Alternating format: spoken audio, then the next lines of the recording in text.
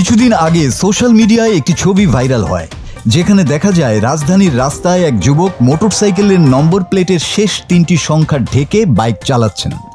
মূলত ঢাকার ট্রাফিক ব্যবস্থাপনার আধুনিক পদ্ধতি এআই ক্যামেরাকে ফাঁকি দিতেই বাইকারের এই চালাকি। কিন্তু বাংলা টিভিতে এই ঘটনার সংবাদ প্রচারের পর বিষয়টি নজরে আসতেই তদন্তে নামে ডিএমপির কাউন্টার টেরোরিজম ইউনিট।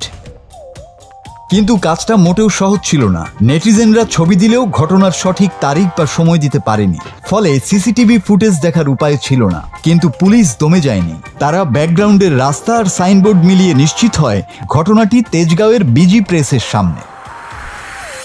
দীর্ঘ 12 দিনের ননস্টপ অভিযানের পর অবশেষে ধরা পড়েন সেই অতি বুদ্ধিমান চালক লালবাগের লাভলু শেখ। লাভলু শেখ পুলিশের কাছে স্বীকার করেছেন, সেদিন তার এবং তার সঙ্গীর মাথায় কোনো হেলমেট ছিল না। ডিজিটাল এবং এআই ক্যামেরা যেন অটোমেটিক মামলা দিতে না পারে, সেজন্যই বুদ্ধি খাটিয়ে নম্বর প্লেট ঢেকেছিলেন। এআইয়ের সঙ্গে চালাকি করে পার পেলেও পুলিশের জালে ঠিকই ধরা পড়লেন বাইকার। এই অপরাধে বিজ্ঞ আদালত লাভলু শেখকে 2000 টাকা জরিমানা ও 30 দিনের বিনাশ্রম কারাদণ্ড প্রদান করেন। মাসুদ হাসান, বাংলা টিভি।